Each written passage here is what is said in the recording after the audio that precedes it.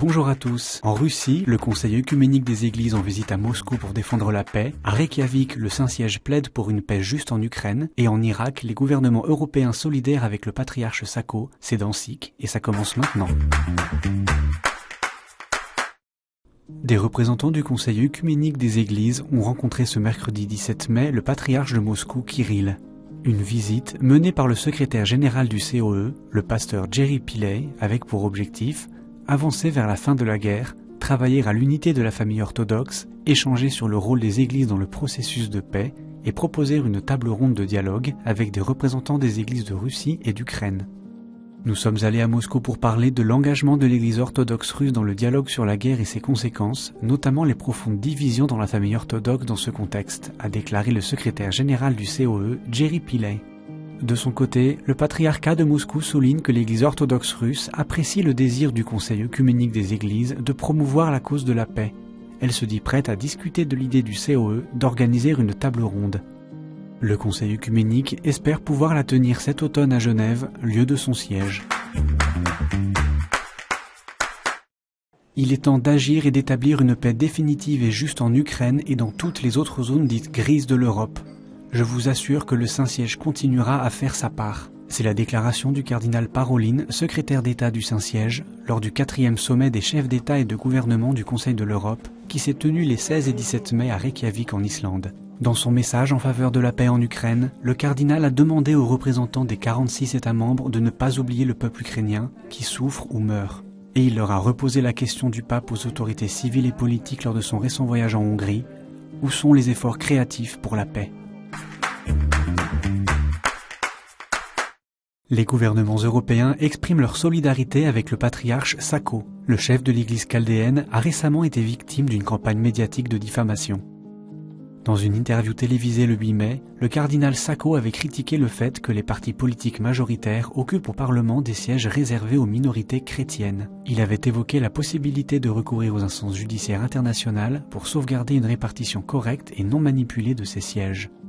Selon la loi, 5 sièges au Parlement sont réservés aux candidats appartenant aux communautés chrétiennes autochtones. Mais les non-chrétiens peuvent voter, pouvant détourner ainsi les votes au profit des partis majoritaires. Le 14 mai, une délégation d'ambassadeurs et de représentants diplomatiques de 11 pays européens a exprimé au patriarche son soutien. Dans un communiqué commun, ils expriment au cardinal leur solidarité face aux récentes attaques publiées et leur préoccupation pour les chrétiens et les autres communautés religieuses en Irak. Le 30 mars, les évêques du Conseil de Ninive avaient également annoncé envisager le boycott des prochaines élections par les chrétiens irakiens si leurs demandes pour protéger ces sièges ne sont pas prises en compte. Ils proposent de créer un registre des électeurs chrétiens habilités à voter pour l'attribution des 5 sièges parlementaires réservés à la composante chrétienne, selon l'agence Fides. L'Église portugaise appelle la population à rejeter l'euthanasie. Ce mardi, le président portugais a promulgué la loi sur la fin de vie, votée par le Parlement portugais la semaine précédente. La conférence des évêques portugaise a réagi le jour même. Dans un communiqué, elle regrette profondément la légalisation de l'euthanasie et du suicide assisté, qui rompt le principe fondamental de l'inviolabilité de la vie humaine et ouvre des portes dangereuses à l'élargissement des situations dans lesquelles la mort assistée peut être demandée. Elle appelle les familles ainsi que les professionnels de santé à rejeter catégoriquement les possibilités ouvertes par la légalisation de l'euthanasie. Dimanche, le pape François s'était également exprimé à la suite du vote. « Aujourd'hui, je suis très triste, parce que dans le pays où la Vierge est apparue, une loi a été votée pour tuer. »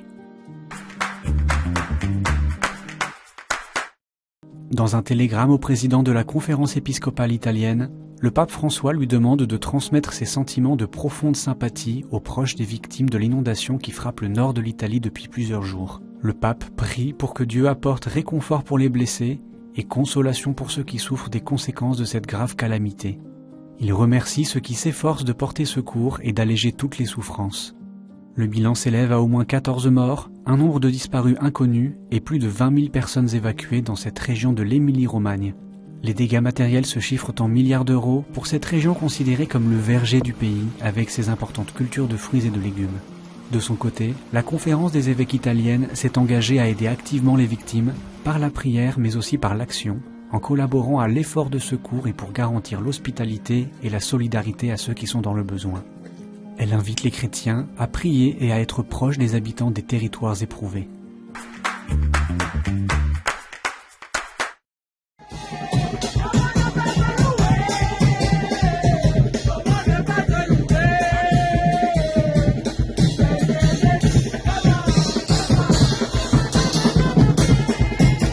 La nouvelle croix de l'église Sainte-Monique de Bagneux a été bénie ce jeudi en la fête de l'Ascension.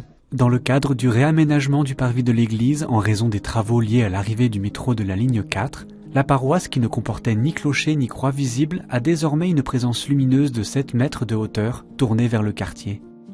Pour le curé des paroisses de Bagneux, le père Franck Javary, c'est une croix missionnaire car depuis la rue elle est très visible. Nous souhaitions apporter une œuvre chrétienne, moderne, contemporaine qui permette d'identifier le lieu. La croix, c'est un bon signe d'identification, explique le curé. Après la messe de l'Ascension, les paroissiens des 4 clochers ont chanté et dansé dans les rues. Le curé a béni le quartier devant le terminus de la ligne 4, puis le vicaire général du diocèse de Nanterre, le père Georges Vandenbusch, a béni la croix, en présence de la maire communiste de la ville, Marie-Hélène Amiable.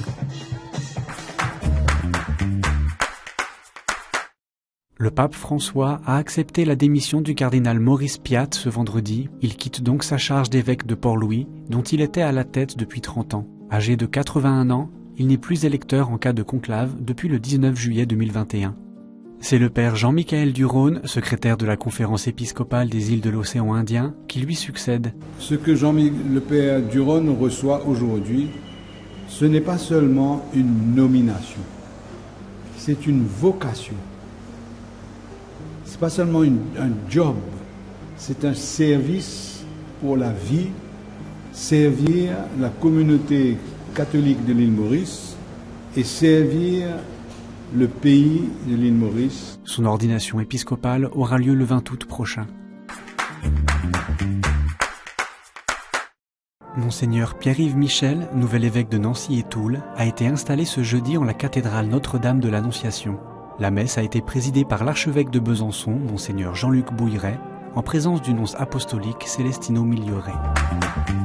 Le pape a accepté la démission de Monseigneur Antonio Arcari, nonce apostolique de Monaco, a annoncé le bureau de presse du Saint-Siège. Âgé de 70 ans, Monseigneur Arcari bénéficie de la retraite anticipée du personnel diplomatique du Saint-Siège. Monseigneur Arcari était en charge de la nonciature dans la principauté depuis 2019, après avoir été nonce au Honduras, au Mozambique, puis au Costa Rica. Ce mercredi, un incendie a touché l'université catholique de Lille dans le bâtiment Albert le Grand, en chantier et vide. 46 pompiers se sont rapidement déployés et ont pu maîtriser le feu après plusieurs heures.